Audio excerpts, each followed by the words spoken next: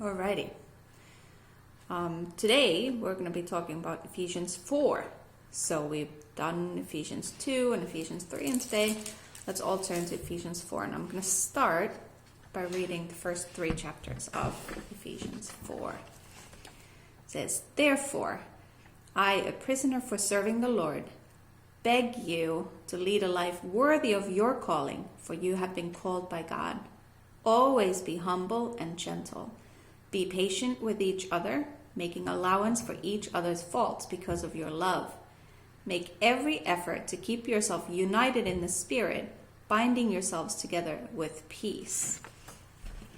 So, Paul begins this chapter 4 by a word that we should always pay really close attention to, because it is a really important word in the Bible, and that word is therefore.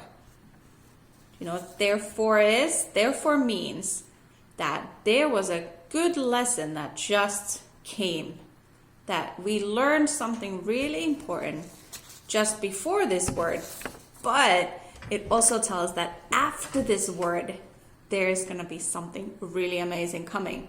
So therefore means that let's look back to what we just learned, and also let's pay really close attention to, because of what we learned just a moment ago, we're going to learn something and push through to something amazing right now.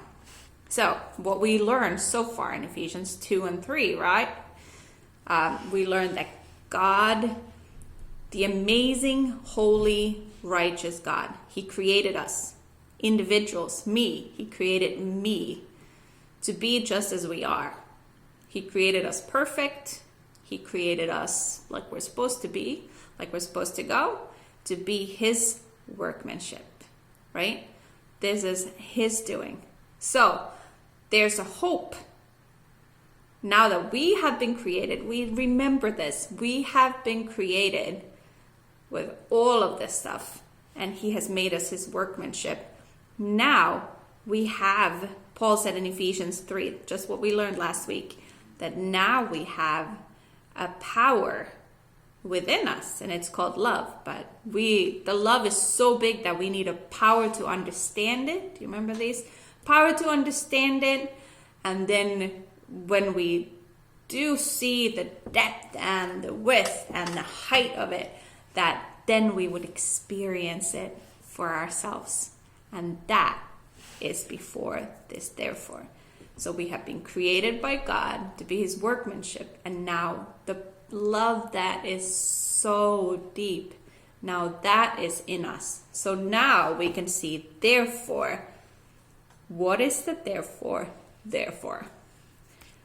It says in verse 1 that therefore I beg you to lead a life worthy of your calling. So that's number 1, worthy of your calling. And in verse 2 it says, with all humility and patience. So be humble and gentle, says NLT. And then it says in verse 3 that make every effort to keep yourselves united in the Spirit. So we're going to look at those 3 things. We're going to be, what is the calling, and how do we walk and be united in the Spirit? Okay, so let's look at the calling. So I think Paul nicely and conveniently does this chapter so that we can look at those things further on. So in verse 7, he starts and he goes on and says, however, He has given each one of us a special gift through the generosity of Christ. And then he goes on to say how Jesus descended so that He can ascend and all of those things. But we're going to look at really in verse 7. It's in 7 and 8. There's a couple of points I wrote down. That's why I have this paper. I wrote down a couple of points that is good for it. There is that it is a gift, right? Gift is something that comes without us really asking for it. Sometimes we can ask for gifts, but I believe that a true, really cool gift is the one that you just kind of get. So this is a gift. The calling that Christ has for you is a gift. And each one, it says in verse 7, he has given each one of us a special gift. So not only me, but you also has been given a gift. And it is according to his grace, although NLT says through the generosity of Christ. But some other translation says according to his grace. The grace that is so overwhelming. Every time I hear that word, I kind of just want to pause. Like, grace. That amazing, the amazingness of it just awes you, doesn't it? The God in his infinite knowledge, in his infinite love, that is beyond anything, that he would give us grace. That grace was the one that gave us this gift of our calling.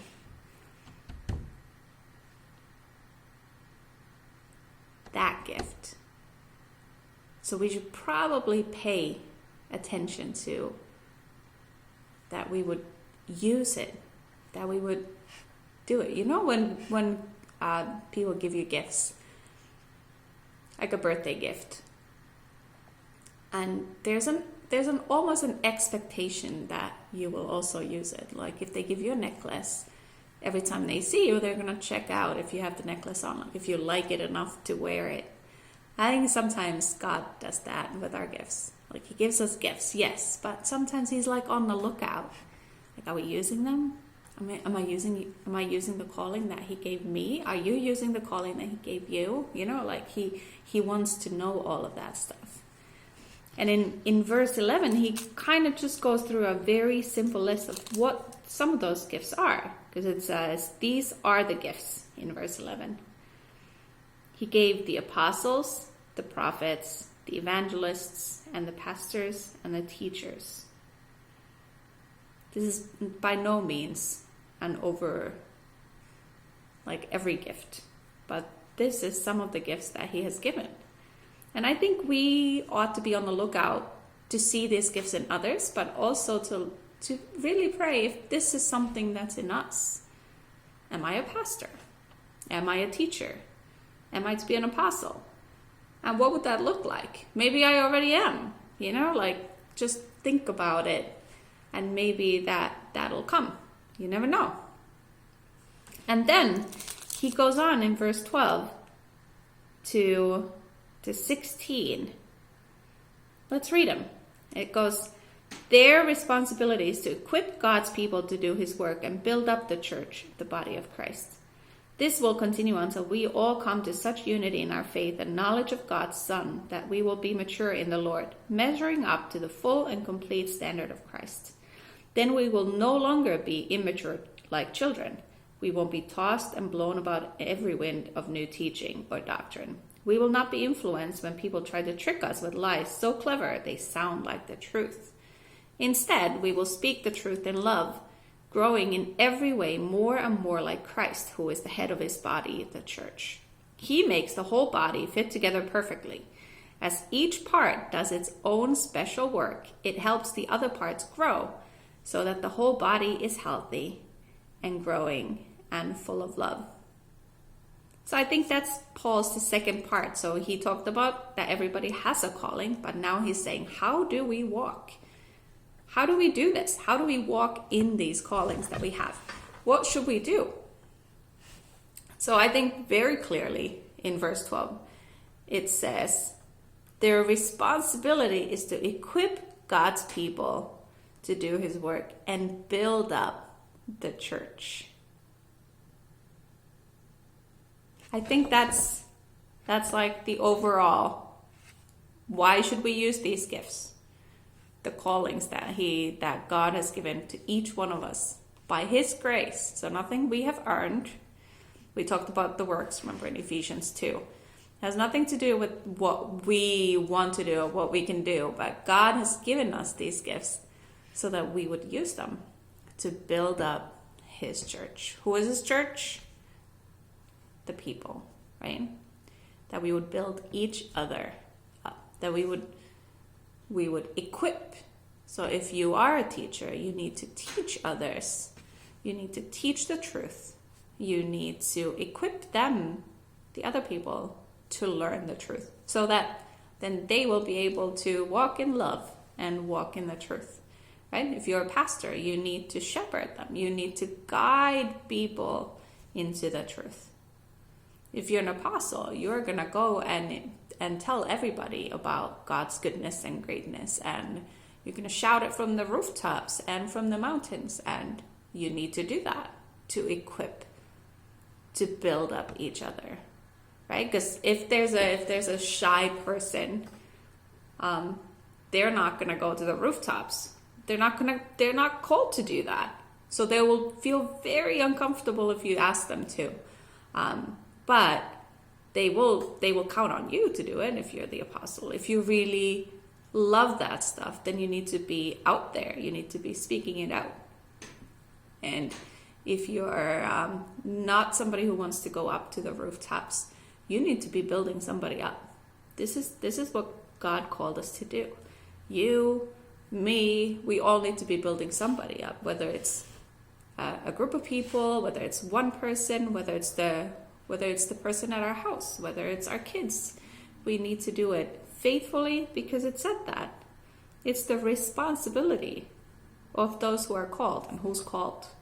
Everybody is called. It said each one has been given a gift. Each one has been given a gift. So that's you. You need to do that. Then what else? Let's see. In verse 14, it says, then we will be no longer immature like children. We won't be tossed to and fro, it says in some versions, by every new doctrine or every new teaching. That's also us. We need to know the doctrine that's in here. Here, right here.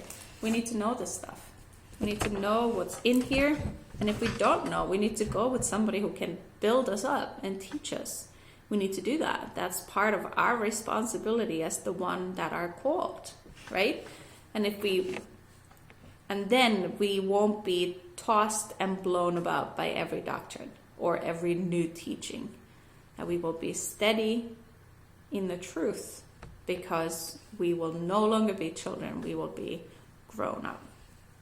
How else can we walk? We need to walk. It says in verse 15, it says, we will speak the truth in love, growing in every way more and more like Christ.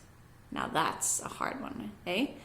To speak the truth in love. So like I said just a moment ago, that we need to teach the truth. We need to teach the truth to each other, or we need to sit under somebody who can teach us the truth if we don't know it too well yet. But here it says to speak the truth in love. And that's the love that we just learned about, right? In Ephesians 3.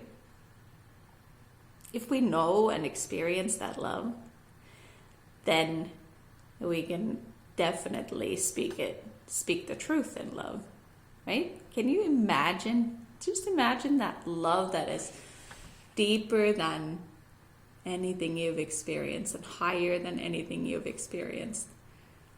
And that love is the one that powers you on, that empowers you to speak the truth. How could we not speak truth in that love if we've really truly experienced it? It grabs you by the heart, right? It grabs you by the heart and up here and in here and right here and even here, like that amazingness of it, right? Then we will speak truth in that love. But I think there's another part of also, we're often very ready to speak it, but how about listening? So if we are to speak the truth in love, I feel like Paul's also implying that we are to listen the truth in love. And how hard is that sometimes? When somebody comes to you and says, I think you're going a little wrong, or I think you should, or maybe we ought to pray together about something. And all of a sudden you're like, oh, no, not me. no, that's not. I think you have the wrong person. I think Paul's implying that we should probably be listening to each other too, not just speaking. And then I love how Paul ends this part. And it says, he makes the whole body fit together perfectly as each part does its own special work.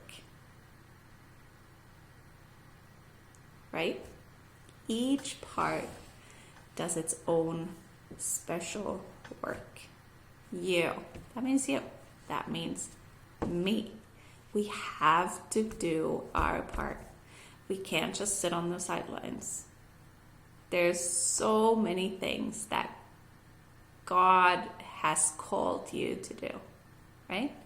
There's so many things that God has called me to do, that we just have to. I think the have to comes from knowing and experiencing that love, right? We talked about that already. It's not that doing it is going to make us any closer to God, or doing it is going to do anything. But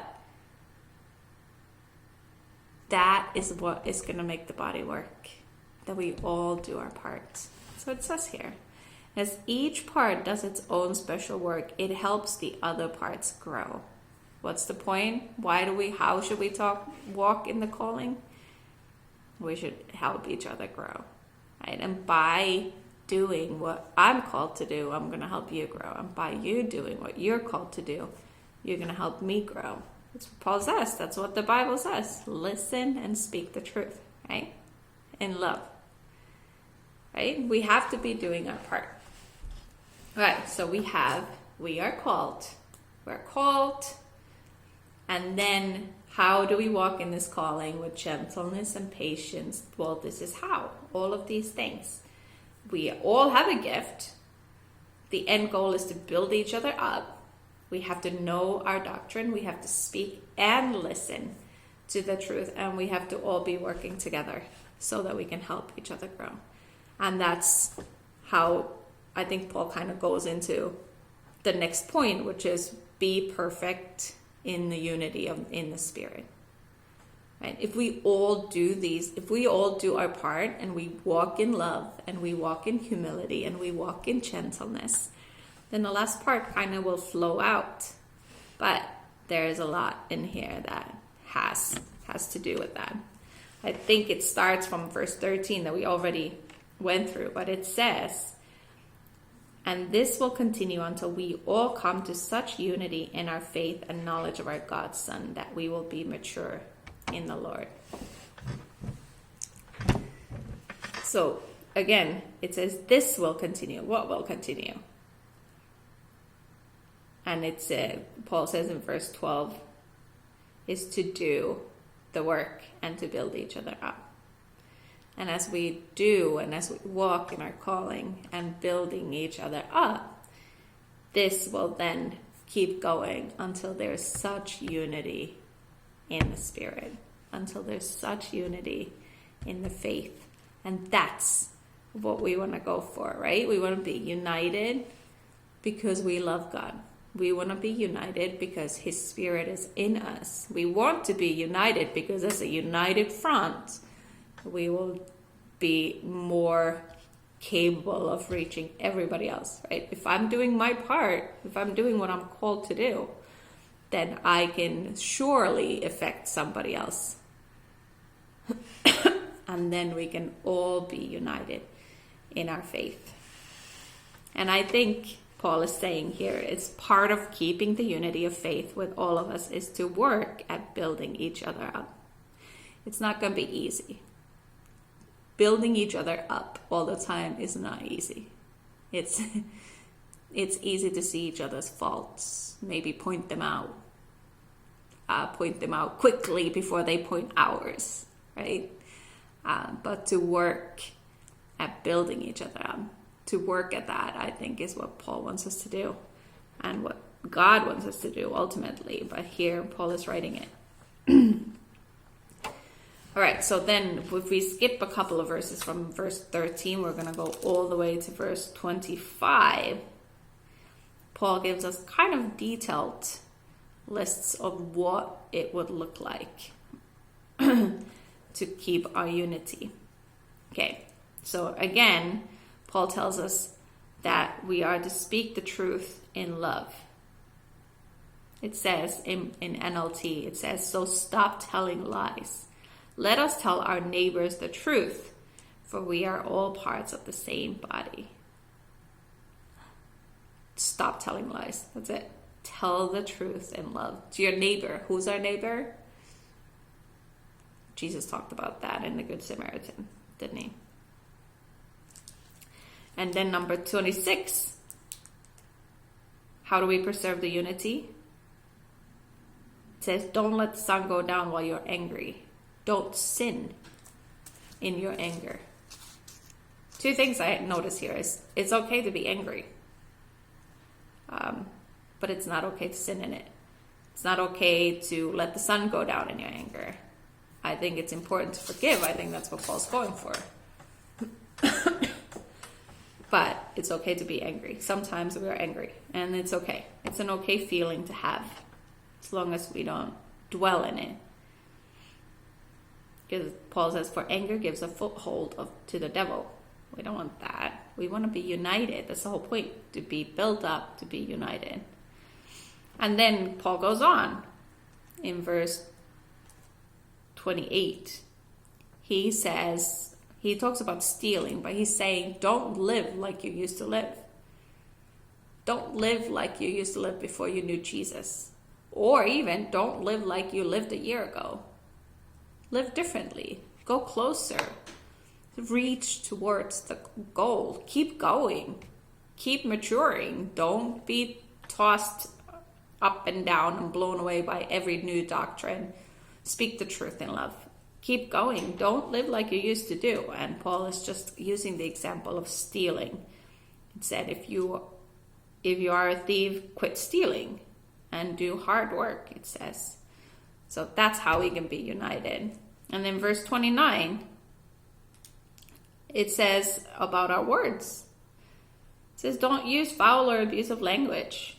Let everything you say be good and helpful, so that your words will be an encouragement to those who hear them.